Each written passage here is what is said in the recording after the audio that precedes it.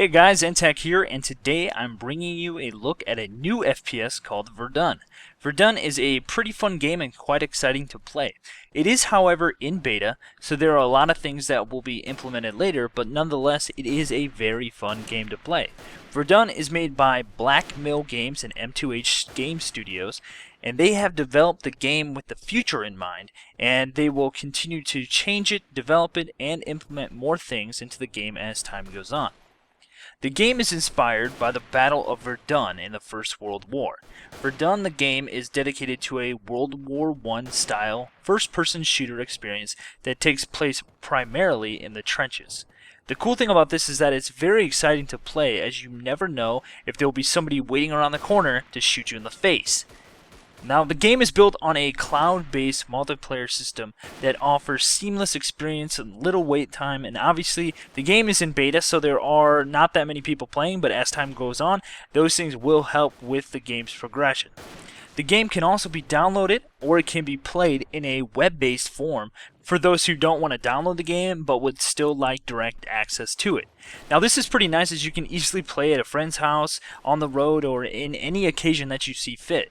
And this is really nice for a lot of people because they don't have the greatest of PCs, so this will allow them to just play whenever. As this game develops and they implement the things they plan to put into the game, I can see this being a game that many people will love to play, as it provides for that fast-paced action in FPS games that a lot of people crave, and it reminds me of a lot of old-style games that I used to love to play. And when you're playing the game, you can run solo and then you'll be randomly teamed up with people, or you can form a squad of 4 people and team up that way. And each individual player in the squad will have a specific role. Now, the fact that you have a specialized role means that everyone will have the opportunity to play every single role eventually.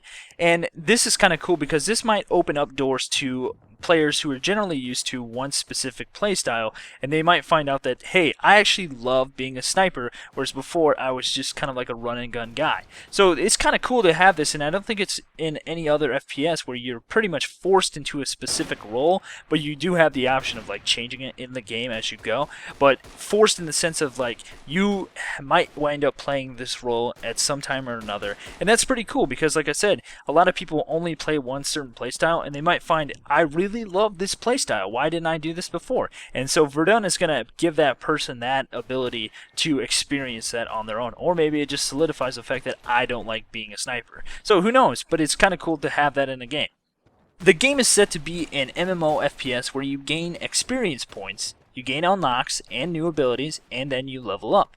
The game modes in the game have been designed and set up to mimic that of trench warfare in that time. They seek to add a realistic impression of what World War I battles are like, and in my opinion, I wouldn't want to be in that battle because it's just insane. There's grenades going off everywhere, there's people running around, bullets going flying, and you know, that's not even artillery flying at you, that's like just bullets from guns. So I can imagine like being in a trench and having some guy run past me with a bayonet about to skewer my insides, you know. It's crazy, and it does give you an insight into what it was like, and it's just nuts. Now, the squads themselves have distinct types that are based on historical units such as Marines, with their own various abilities, their tasks, weaponry, and characteristics. Given that not one person has everything that you might desire to have, such as multiple grenades or pistol or something like that, squad gameplay and good tactics will be a must in this game, and that's really awesome, and I love that aspect of this game. You are able to play a free-for-all style mode as well, so you're not just locked in the squad play, you can also play that, and that's a lot of fun, especially when you own it up like I was doing. It's pretty nice because you can just run around and bayonet people. It's awesome. So back to the squads though. The squads have 4 unique roles to choose from, such as a support gunner, a sniper, or an officer. And a cool thing that they say apparently playing with friends while in squads is that with time, as you gain experience, you actually gain experience as a squad, and your squad actually gets more powerful. So the better you do, the more you'll be rewarded for actually playing tactically and as a squad. As your squad progresses, the appearance of your squad will change to reflect the experience you earn, and your weaponry will also change along with your appearance. So uniforms will change, weaponry will change, and you will eventually look as though you've actually gone through the entire war. So you look tough and you look hard and you look amazing and you look pretty BA. Now, the main game mode allows for players to experience trench warfare as close to a realistic way as possible. The game map is divided into various sectors spanning across various areas and can be captured and controlled by either of the two opposing sides. So this forms Frontlines. Frontlines are made, battles are won and lost, and the gameplay is ever shifting. And so you might have one half captured, and then the other half becomes captured, and it just goes back and forth. It's crazy and it's awesome, and it's really chaotic, and it's fast paced, and it's amazing, and I love it.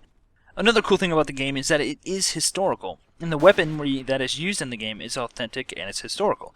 Probably my favorite thing to do in the game currently is to run up to people, like I said, and just stab them with a bayonet. You will see machine guns, rifles, grenades, bayonets, pistols, and a bunch more. Another cool thing about the game is that the game itself does not require all that much of system requirements, with the ability to change the graphical options if you so desire, which will allow many players to be able to play even on a lower end computer. Along with that, the game is also available on Mac and PC, and it's available for multiple operating systems. So my advice is to definitely check this game out, as it is very fun to play. You can find a link to it in the description below. And it might seem chaotic at first and things are going crazy and your sensitivities are weird and all that stuff, but once you get the hang of it, I hope that you have a lot of fun, because I know I really had a lot of fun playing this game. And I'm probably going to play this game with Baron Games, and we're going to do some gameplay coverage and things like that as this game develops. As it is a lot of fun, so we're going to take advantage of the squad gameplay and see what we can do. If you guys like this video, you can let me know by clicking the thumbs up button below and subscribing to my channel for more various gameplay content from various other games. Thanks guys, I'll see you next time.